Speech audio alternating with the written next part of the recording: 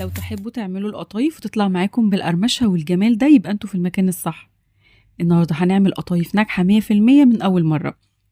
هقولك أسرار العجينة، التخمير المظبوط، لو عايزين تسوية تطلع عيون منتظمة بالشكل ده يبقى الفيديو ده ليك، وكمان الشربات المظبوط اللي يخليها مقرمشة من بره وطرية من جوه من غير ما تعجن، مقادير مظبوطة، طريقة تسوية ممتازة، قرمشة خرافية، الشربات، العجينة، القلي. الفيديو ده شامل متكامل هيفيدكم جدا علشان تعملوا أحلى قطايف في رمضان. حطوا لايك للفيديو، سبسكرايب للقناة لو أول مرة بتشوفوني. يلا بينا نسمي الله، نصلي على رسول الله عليه أفضل الصلاة والسلام، ونبتدي بالفيديو بتاعنا. أول حاجة هنبتدي فيها هي الشربات. أنا محتاجة الشربات يكون بارد وتقيل. مقادير الشربات: كوبايتين من السكر، وكمان عليهم كوباية ونص من المية. أنا محتاجة الشربات بتاعي يكون تقيل شوية، مش تقيل قوي لكن يكون سميك علشان القطايف ما تطرش معايا بعد كده.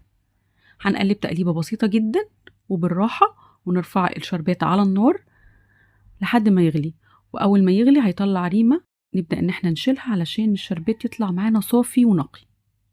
بعد كده هضيف معلقة من عسل الجلوكوز، لو مش متوفر ممكن نستعمل مكانه أو نحط مكانه عصرة من الليمون. نسيب الشربات على نار متوسطة لمدة 7 دقايق وبنطفي عليه، وبعد كده بنضيف الفانيليا السايلة وكمان باكت من الفانيليا البودر، هتدي تست عالي قوي. هنسيب الشربات يبرد براحته خالص ونبتدي نحضر العجينة. علشان نحضر عجينة القطايف هيكون عندي كوباية ونص من الدقيق، دقيق جميع الاستعمالات، وكمان عندي نص كوباية من دقيق السميد بدون إضافات. عندي كمان نص معلقة صغيرة من الخميرة الفورية، وكمان نص معلقة ممسوحة من الكربوناتو، ممكن نستعمل مكانه بيكنج باودر. بس هنحط معلقة صغيرة ممسوحة. لو هنستعمل الكربوناتو يبقى نص معلقة ممسوحة، وكمان رشة من الملح عشان تظبط لي طعم العجينة، وكمان معلقة كبيرة من السكر. وما نزودش السكر عن كده عشان ما تاخدش لون بسرعة، انا عايزاها تفضل فاتحة لأطول فترة عشان لما اجي اقليها ما تغمقش معايا. هضيف كمان كوبايتين من المية، وهقول لكم ازاي بقى تظبطوا العجينة. في البداية بنبتدي بكوبايتين وبنقلب وبنشوف قوام العجينة. بصوا القوام ده طبعا هو تقيل، انا شايفاه تقيل. لو عملنا خط في النص كده بالشكل ده مش هيلم على بعضه كده، العجينة معايا تقيلة شوية. فهنعمل ايه؟ رجعت زودت ربع كوباية من المية، ظبطت لي قوام العجينة جدا. العجينة دي يا جماعة هي أهم خطوة في الموضوع كله. المهم هنا مش بس المقادير، المهم القوام. فلازم تركزوا في قوام العجينة معاكم علشان تطلع معاكم مظبوطة وتطلع بالشكل اللي انتوا شفتوه في أول الفيديو ده. بعد ما قلت لكم المقادير وظبطنا قوام العجينة، هنعمل ايه؟ هبتدي ان انا اعديها على مصفى. انا ما اشتغلتش في الخلاط، انا اشتغلت يدوي. فالافضل ان انا اصفي العجينه كويس قوي عشان تبقى معايا بالنعومه دي. بصوا ناعمه ازاي، بصوا قوامها. زي ما قلت لكم ان القوام ده هو سر العجينه المظبوطه، لا تقيل قوي ولا خفيف قوي، زي ما انتوا شايفينه ناعم ونازل زي الخيط، لا يكون خفيف ولا تقيل. عملنا اختبار بالمعلقه وظبطنا القوام. هنسيبها زي ما قلت لكم تريح نص ساعه. بعد نص ساعه نبتدي نسوي القطايف. هيكون عندي حاجه كده اصب بيها العجينه تكون ليها بوز علشان تصب معايا بسهوله. تاني سر في العجينة ان انا لازم اقلبها تقليبة قبل ما اشتغل في العجينة او قبل ما اسويها. لو في شوية تخمير انا بهبطه بالمعلقة، لان التخمير الزيادة بيخلي العيون تطلع معايا واسعة وشكلها مش احسن حاجة. في طاسة تيفال وتكون تقيلة شوية، ونشغل النار وتكون تحت المتوسطة. اهم حاجة تكون الطاسة سخنة كويس، سيبوها تسخن وبعد كده قللوا النار لتحت المتوسطة لكن مش هادية. بنصب العجينة وحجم الواحدة يرجع لذوقكم، ممكن نعملها كبيرة ممكن نعملها صغيرة، عصافيري الحشو الحادق بتبقى حلوة قوي. بصوا كده الفقاعات بدأت تتكون، بنشيلها لما شكل العجين اللي في النص ده بيختفي تماما.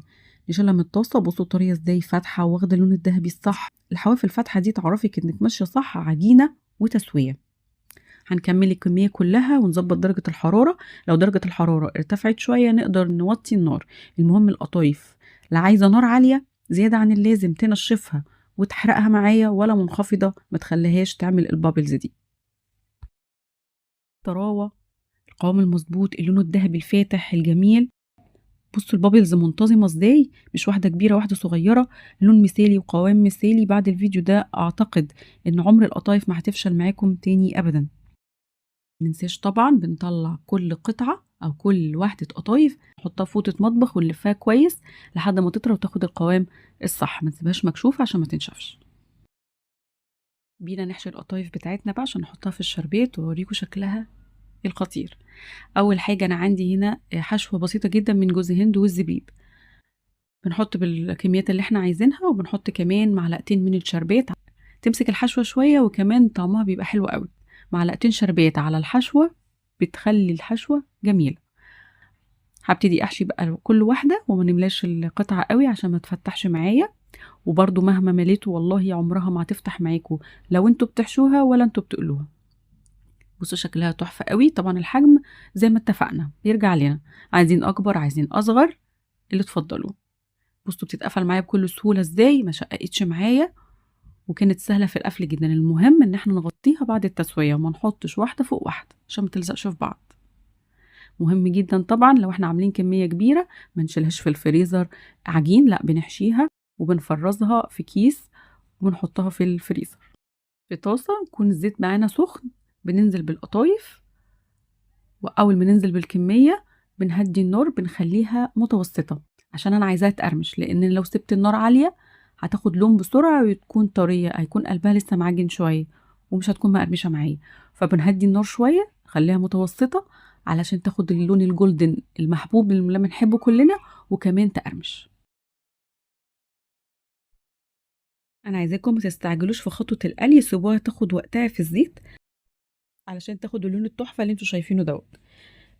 باكد عليكم الشربات لازم يكون بارد تماما، بنشتغل فيه اول حاجه خالص وبناخد القطايف ننزلها على طول في الشربات، بنسيبها حوالي دقيقتين في الشربات نقلبها تقليبتين وبعد كده بطلعها بيكون شكلها خطير كده. بصوا الشربات عشان قوامه مظبوط، القطايف عندي بتلمع واخده كده لون خطير. اسمعوا لي بقى صوت القرمشه خطيره. بعد الفيديو ده ان شاء الله عمر القطايف ما هتفشل معاكم تاني ابدا. لو الفيديو فاتكم احفظوه واعملوا شير للفيديو وكمان لايك كتير للفيديو، لان الفيديو ده متعوب عليه قوي فيا ريت تقدروا مجهودي. وعايزاكم تكتبوا لي في الكومنتات انتوا بتحشوها بايه وايه الحشوات المفضله ليكم، كريمه ولا جوز هند ومكسرات ولا هتحبوها حادقه. انا عن نفسي بفضل الحشوه الكلاسيكيه جوز هند وزبيب ومكسرات. بصوا جمالها من جوه بقى، شرب الشربات الحشوه كده متماسكه عشان حطينا لها معلقتين من الشربات في منتهى الجمال. وبس كده، ده كان فيديو النهارده، اشوفكم على خير في وصفه جديده وفيديو جديد. بحبكم في الله، مع السلامه.